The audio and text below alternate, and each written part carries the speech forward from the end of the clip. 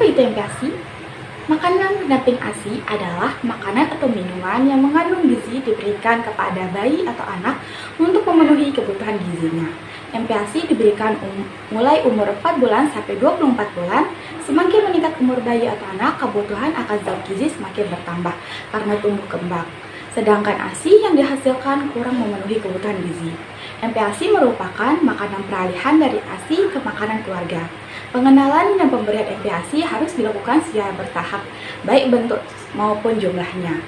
Sesuai dengan kemampuan pencernaan bayi atau anak, pemberian MPASI yang cukup dalam hal kualitas dan kuantitas penting untuk pertumbuhan fisik dan perkembangan kecerdasan anak yang bertambah pesat pada periode ini.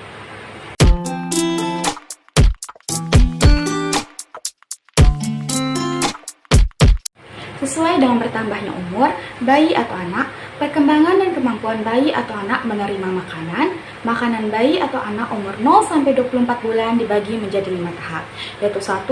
Makanan bayi umur 0-4 bulan, yang kedua makanan bayi umur 4-6 bulan, yang ketiga makanan bayi untuk umur 6-9 bulan, yang keempat makanan anak umur 9-12 bulan, dan makanan anak umur 12-24 bulan. Pada situasi khusus seperti anak sakit atau ibu bekerja, pemberian makanan bayi atau anak perlu penanganan secara khusus.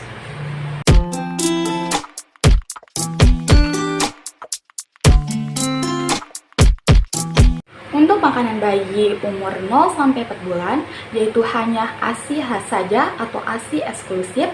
Yang kedua, berikan kolostrum, yaitu ASI yang keluar pada hari-hari pertama, kental dan berwarna kekuning-kuningan. Yang ketiga, yaitu berikan ASI dari kedua payudara.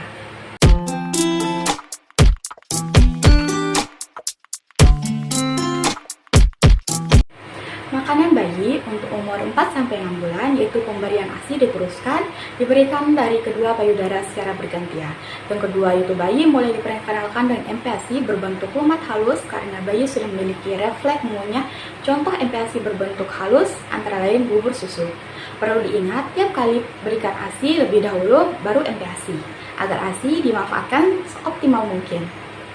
Memperkenalkan makanan baru pada bayi jangan dipaksa. Kalau bayi sulit menerima, ulangi pemberian pada waktu bayi lapar, sedikit demi sedikit dengan sabar sampai bayi terbiasa dengan rasa makanan tersebut.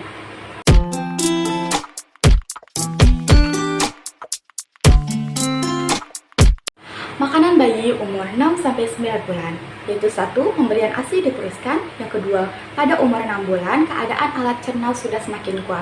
Oleh karena itu, bayi mulai diperkenalkan dengan MPASI lumat 2 kali sehari. Yang ketiga, yaitu untuk mempertinggi nilai gizi makanan, nasi tim bayi ditambah sedikit demi sedikit dengan sumber zat lemak, yaitu santan atau minyak kelapa atau margarin.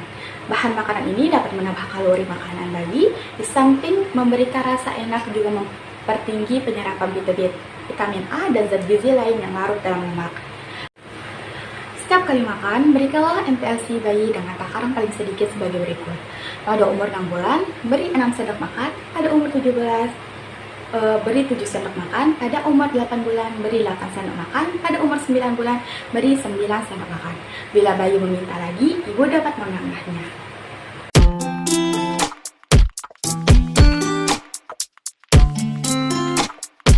Makanan bayi umur 9-12 bulan.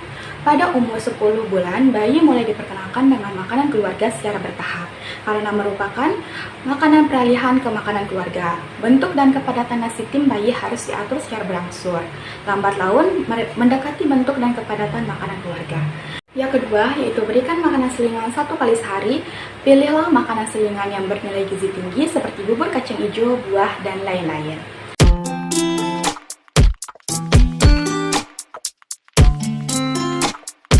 Makanan anak umur 12-24 bulan, pemberian ASI diteruskan. Pada periode umur ini jumlah ASI sudah berkurang, tetapi merupakan sumber zat gizi yang berkualitas tinggi. Yang kedua, yaitu pemberian MPASI atau makanan keluarga sekurang-kurangnya 3 kali sehari dengan porsi separuh makanan orang dewasa setiap kali makan. Di samping itu, tetap berikan makanan selingan 2 kali sehari. Yang ketiga, yaitu variasi makanan diperhatikan dengan menggunakan padanan bahan makanan. Misalnya nasi diganti dengan mie, bihun, roti, kentang, dan lain-lain. Menyampi anak harus bertahap, jangan dilakukan secara tiba-tiba. Kurangi frekuensi pemberian ASI sedikit demi sedikit.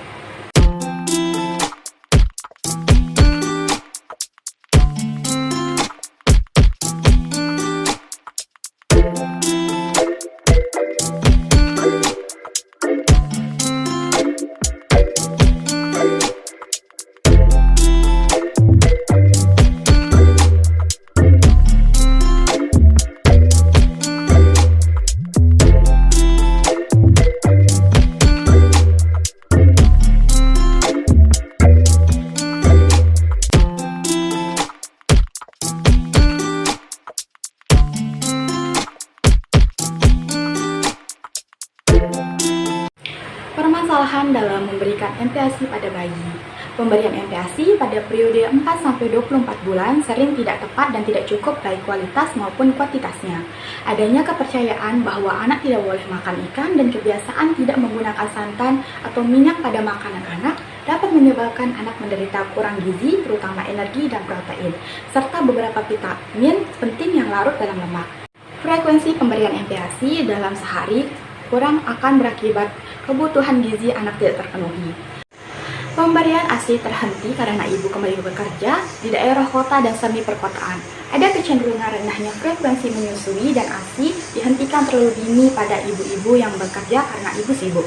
Hal ini menyebabkan konsumsi zat gizi rendah, apalagi kalau pemberian MPASI pada anak kurang diperhatikan. Kebersihan kurang pada umumnya, ibu kurang menjaga kebersihan, terutama pada saat menyediakan dan memberikan makanan pada anak. Masih banyak ibu yang menyuapi anak dengan tangan, menyimpan makanan matang tanpa tutup makanan atau tudung saji, dan kurang mengamati perilaku kebersihan dari pengasuh anaknya. Hal ini memungkinkan timbulnya penyakit infeksi seperti diare atau mencret dan lain-lain.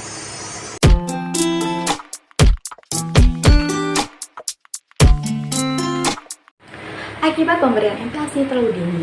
Pemberian MPASI yang terlalu dini atau sebelum bayi berumur 4 bulan menurunkan konsumsi ASI dan gangguan pencernaan atau diare. Kalau pemberian MPASI terlambat, bayi sudah lewat usia 6 bulan dapat menyebabkan hambatan pertumbuhan anak. Pada usia 4-6 bulan, pemberian ASI yang dilakukan sesudah MPASI dapat menyebabkan ASI kurang dikonsumsi. Pada periode ini, zat-zat yang diperlukan bayi terutama diperoleh dari ASI. Dengan memberikan MPASI terlebih dahulu, berarti kemampuan bayi untuk mengkonsumsi ASI berkurang, yang berakibat menurunnya produksi ASI. Hal ini berakibat anak menderita kurang gizi, seharusnya ASI diberikan dahulu, baru MPASI.